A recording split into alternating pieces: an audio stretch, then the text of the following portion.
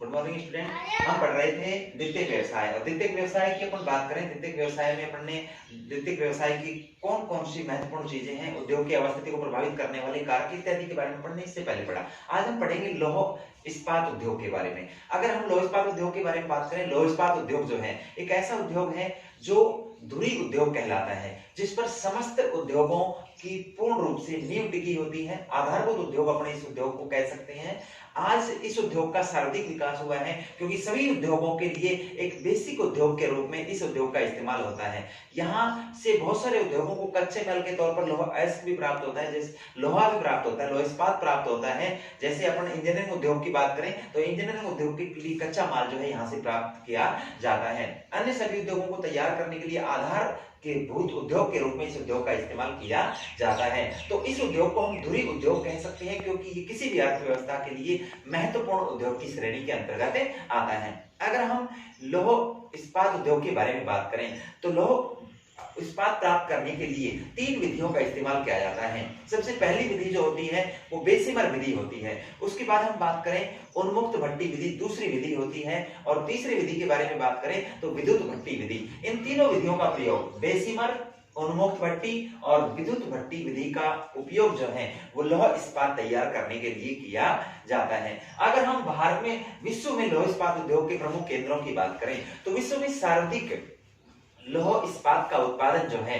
वो चीन द्वारा किया जाता है। चीन विश्व का सबसे बड़ा लौह इस्पात उत्पादक देश है। अगर चीन के दृष्टिकोण से हम देखें तो चीन में मंचूरिया जो क्षेत्र है, मंचूरिया जो क्षेत्र है वो सबसे बड़ा उत्पादक क्षेत्र है। चीन का मंचूरिया क्षेत्र सर्वाधिक मात्रा में लौह इस्पात का उत्पादन करता है। अगर मंचूरिया क्षेत्र के केंद्रों की बात करें तो अनशान और फुसुन जो केंद्र हैं, अनशान और फुसुन दोनों केंद्रों पर बड़ी मात्रा में मंचूरिया क्षेत्र में लौह इस्पात उद्योगों की स्थापना हुई है। दूसरे क्षेत्र की बात करें तो उत्तरी चीन क्षेत्र, उत्तरी चीन क्षेत्र की हम बात करें, सांची और सेंसी जो कोयला क्षेत्र है, उस कोयला क्षेत्र के अंतर्गत पाओ टाओ, बीजिंग और टिटसिन, पाओ टाओ, बीजिंग और टिटसिन 3 प्रमुख ऐसे केंद्र हैं जहां विशेष रूप से इन शहरों में बड़ी मात्रा में उत्तरी चीन क्षेत्र में जो है लौह इस्पात उद्योगों का विकास हुआ है। तीसरे क्षेत्र की बात करें तो यांगत्से कियांग नदी का घाटी क्षेत्र जो है, यहाँ पर भी लौह इस्पात उद्योग का पर्याप्त विकास हुआ है। अगर इस क्षेत्र की बात करें तो वुहान है, संघाई है, उसके अलावा हेकाऊ है, चोंगकिंग है, ये ऐसे प्रमुख क्षेत्र हैं जहां बड़ी मात्रा में लौह इस्पात उद्योगों का विकास चीन के अंदर हुआ है। इसके बाद हम बात करते हैं जापान के बारे में। अगर जापान की बात करें तो जापान में नागासाकी यामा जो क्षेत्र है ये उत्तरी क्यूशु द्वीप पर है और ये जापान का सबसे बड़ा लौह इस्पात उत्पादक क्षेत्र है। जापान की बात करें, जापान लगभग हजारों द्वीपों से मिलकर बना हुआ एक देश है, लेकिन 4 द्वीप मुख्य हैं, होन्शु, होक्काइडो, क्यूशु और शिकाकू। तो अगर हम नागासाकी यामा क्षेत्र की बात करें, ये उत्तरी क्यूशु द्वीप के ऊपर स्थित है और ये जापान का सबसे बड़ा लौह इस्पात उत्पादक क्षेत्र है। इसके बाद हम बात करें कोबे ओसाका क्षेत्र की। कोबे ओसाका जो क्षेत्र है वो होन्शु द्वीप के दक्षिणी भाग में स्थित है। इसके बाद हम बात करें टोक्यो योकोहामा क्षेत्र की, ये भी होन्शु द्वीप पर है। उसके अलावा एक मुरोरान जो क्षेत्र है वो होक्काइडो द्वीप पर है। तो मुरोरान जो क्षेत्र है वो भी जापान का प्रमुख लौह इस्पात उत्पादक क्षेत्र है। इसके बाद हम बात करते हैं यूएसए, संयुक्त राज्य अमेरिका की। अगर हम अमेरिका की बात करें तो अमेरिका में पीट्सबर्ग यंगस्टन जो क्षेत्र है, पीट्सबर्ग यंगस्टन क्षेत्र लौह इस्पात का सबसे प्रमुख और सबसे बड़ा उत्पादक क्षेत्र है। इस क्षेत्र की हम बात करें तो उत्तरी अल्पेशियन जो पर्वत है, उत्तरी अल्पेशियन पर्वत की ओहियो नदी की घाटी में ये क्षेत्र है, लौह इस्पात उत्पादक क्षेत्र जो है वो स्थित है। इसके बाद अपन बात करें शिकागो गैरी की।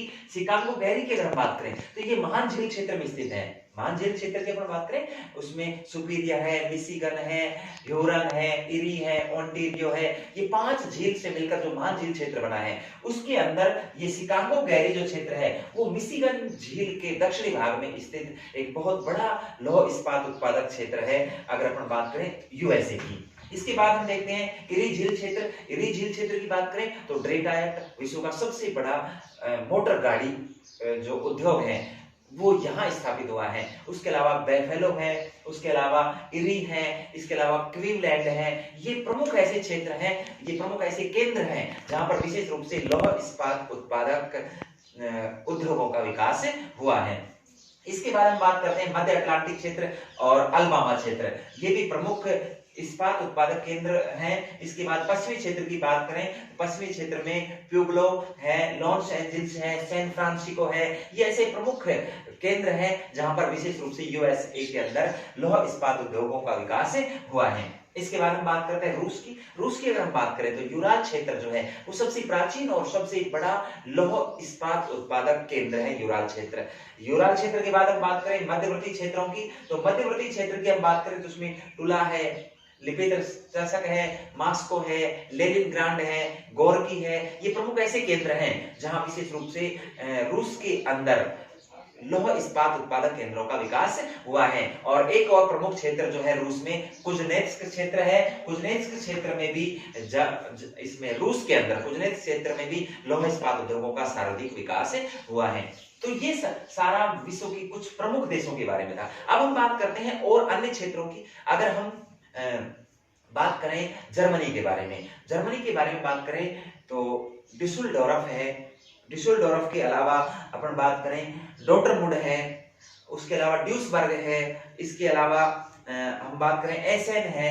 तो ये प्रमुख ऐसे क्षेत्र हैं जो जर्मनी के प्रमुख उत्पादक क्षेत्र हैं। यूक्रेन के अगर हम क्षेत्रों की बात करें तो दोनेत्स्क और क्रिवोईरांग जो है वो यूक्रेन के प्रमुख लौह इस्पात उत्पादक केंद्र हैं। भारत की हम बात करें तो भारत की बात करें जमशेदपुर है, भिलाई है, राउरकेला है, दुर्गापुर है, बोकारो है, ये प्रमुख ऐसे केंद्र हैं जहां विशेष रूप से भारत में लौह इस्पात उद्योगों का बहुत ज्यादा मात्रा में विकास हुआ है। तो ये कहानी थी अब तक सारी लौह इस्पात उद्योगों के बारे में। इसके बाद हम बात करते हैं लौह इस्पात उद्योग के बाद सूती वस्त्र की। अगर हम सूती वस्त्र उद्योगों की बात करें तो सूती वस्त्र उद्योग का आधुनिक जो करण है वो ब्रिटेन से प्रारंभ हुआ। औद्योगिक क्रांति के बाद आधुनिक कारखाने जो है सबसे पहले विशेष रूप से ब्रिटेन में स्थापित हुए और आधुनिक सूती वस्त्र निर्माण की जो कला है वो ब्रिटेन में विकसित हुई। अगर उससे पहले हम भारत के संदर्भ की बात करें तो भारत के बारे में एक मुगल यात्री ट्रेवेलियर थे, वो बताया करते थे कि भारत की जो मलमल है वो इतनी बारीक थी कि जिसे देखा भी नहीं जा सकता था, यानी जिसे छूने तक की वो थी। अगर उस पर बात करें उसका पूरा एक थान अंगूठी में से निकाल दिया जाता था, उस पूरे थान को माचिस की डबिया में बंद कर दिया जाता था। तो उसके बारे में ट्रेवेलियर ने बहुत ज्यादा प्रशंसा की है। उसके अलावा बुकानन के बारे में बात करें तो बुकानन ने भारतीय जो सूती वस्त्र है उसके बारे में कहा है कि भारतीय सूती वस्त्र जो है वो अतीत का गौरव था। उसके अलावा भूत और वर्तमान का संकट और भविष्य की आशा है, ये बुकानन ने भारत के सूती वस्त्र उद्योग के बारे में बताया। अगर हम सूती वस्त्र उद्योग के प्रमुख केंद्रों की बात करें तो सूती वस्त्र उद्योग का सर्वाधिक विकास जो है वो चीन में हुआ है। चीन में संघाई है, उसके अलावा केंटन है, सिंगटाओ है, टिटसिन है, शांतुम है, ये ऐसे प्रमुख क्षेत्र हैं जहां चीन में बड़ी मात्रा में सूती वस्त्र उद्योगों के केंद्र स्थापित हुए हैं। अगर हम भारत की बात करें तो भारत में मुंबई है, अहमदाबाद है, सोलापुर है, उसके अलावा अपन बात करें कानपुर है, भीलवाड़ा है, ये ऐसे प्रमुख क्षेत्र हैं, बड़े क्षेत्र हैं जहां सूरत है, यहाँ बड़ी मात्रा में सूती वस्त्र उद्योग का विकास हुआ है। इसके बाद हम बात करते हैं ऊनी वस्त्र उद्योग की। ऊनी वस्त्र उद्योग जो है विश्व का सूती वस्त्र के बाद दूसरा बड़ा वस्त्र उद्योगों से संबंधित उद्योग है। अगर हम ऊनी वस्त्र की बात करें तो ऊनी वस्त्रों की शुरुआत जो है वो 17वीं शताब्दी के अंदर इंग्लैंड से हुई। और अगर हम ऊनी वस्त्र के संबंध में बात करें तो विश्व का 3/4 ऊनी वस्त्र उद्योग जो है वो अकेले यूरोप महाद्वीप में ही केंद्रित है। यूरोप महाद्वीप के में ब्रिटेन यानी इंग्लैंड जैसे देश, जर्मनी, फ्रांस जैसे देश जो हैं वो बड़ी मात्रा में ऊनी वस्त्रों का उत्पादन करते हैं। उसके अलावा रूस में भी ऊनी वस्त्रों का उत्पादन किया जाता है। ऊनी वस्त्र उत्पादन के बाद हम रेशमी वस्त्रों के बारे में बात करें तो रेशम का सबसे पहले विकास जो है वो चीन में हुआ और चीन में रेशम तैयार करने की जो प्रक्रिया है वो चीन से प्रारंभ हुई। अगर हम रेशम निर्माण की बात करें तो इसके लिए 3 चरणों को अपनाया जाता है। सबसे पहले जो सहसूत के जो पेड़ वृक्ष होते हैं उसके ऊपर लसीफर लखा नामक एक कीट पाला जाता है जो अपने मुंह से जो है वो लार छोड़ता है और उस लार से रेशम का निर्माण होता है। तो रेशम निर्माण की 3 प्रक्रियाएं होती है। सबसे पहले कोयों का निर्माण करना, कोयों के निर्माण के बाद कोयों से रेशम का धागा बनाना और तीसरे चरण में रेशम के धागे से वस्त्रों का निर्माण जो है वो किया जाता है।